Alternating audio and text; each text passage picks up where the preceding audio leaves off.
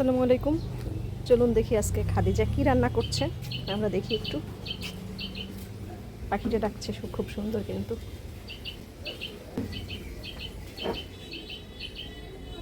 খাদিজা কি কি আয়োজন করছো আজকে? কি কি রান্না হবে? পাঁচ শাক, মিষ্টি কুমড়া, চিংড়ি মাছ, আবার চিংড়ি মাছ বোনা, কি কাটো? চিংড়ি মাছ? চিংড়ি মাছ। বড় চিংড়ি ছিল না একটা? হ্যাঁ, এই যে তাহলে এটা কি হবে? কি করবা? বোনা হবে।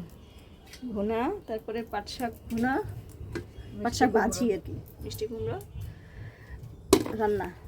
আর কিছু? এই হচ্ছে গুঁড়া মাছ, ফালসার গুঁড়া। আচ্ছা, ফালসা মাছের ছোটোগুলো। ফালসার গুঁড়া খুবই মজা। ধনিয়া পাতা কাটছো? এই তো ধনিয়া পাতা, পেঁয়াজ, কাঁচামরিচ। খাদিজা দেখছো? এই একটা পোলাও পাতা গাছ, এটা মা বাড়ি থেকে নিয়ে আসছে, নানু বাড়ি থেকে। এটা লাগাবো ইনশাল্লাহ। এটা হচ্ছে পোলাও পাতা গাছ। এটা কি করে? পোলাও রান্না করলে তার মধ্যে এই পাতা ছিঁড়ে দিলে এত ঘ্রাণ হয়, এত সুন্দর একটা ফ্লেভার আসে, মানে একদম পোলাও ঘ্রাণ শুকে দেখো।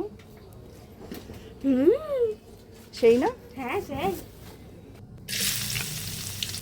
পাট শাকটা আমরা খুব ইজি রেসিপিতে রান্না করি। প্রথমে তেল দিয়ে এর মধ্যে পেঁয়াজ দিয়ে দেবো। পেঁয়াজটা কিছুক্ষণ ভাজা হয়ে গেলে এরপরে দিয়ে দেবো কাঁচামরিচ, লবণ। এরপর একটুখানি কষিয়ে নিয়ে আমরা দিয়ে দেবো শাক। শাকটা দেওয়ার পরে ঢেকে দেবো, নাড়া দেবো না, তাহলে খুব সহজেই সিদ্ধ হয়ে যাবে শাক। এটা একটা শাক রান্নার গোপন টিপস। নেড়ে আমরা শাকটা দিয়ে দেবো। শাক রান্না করে খুবই মজা হয়, খুব মজা হয়ে যায়। আমরা মাটির চুলায় কাঠ দিয়ে রান্না করি, লাকড়ি দিয়ে রান্না করি, এবং আমাদের ঢাকনাও মাটির ঢাকনা। এই যে অথেন্টিক রান্না বান্না। কি রান্না করছো? রান্না করছি এই যে পাট শাক। এটা খাইলে কি হয়? মানে এই শাকটা, এই শাকটাতে অনেক আয়রন আছে। পাট শাকে প্রচুর পরিমাণে আয়রন। শাকটা খাবে কিন্তু। হ্যাঁ, কি আলু? মিষ্টি, ওখানে মিষ্টি কুমড়া রান্না করে। ওগুলো সব রেডি করে ফেলো, হোমওয়ার্কগুলো করে ফেলো। আচ্ছা ওকে। মাছ রান্না হচ্ছে এখানে। এই যে সেই কালার আসছে।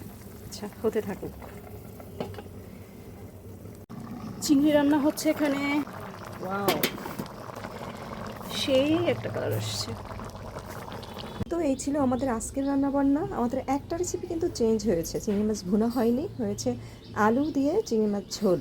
তো সবাই ভালো থাকবেন, আল্লাহ হাফেজ।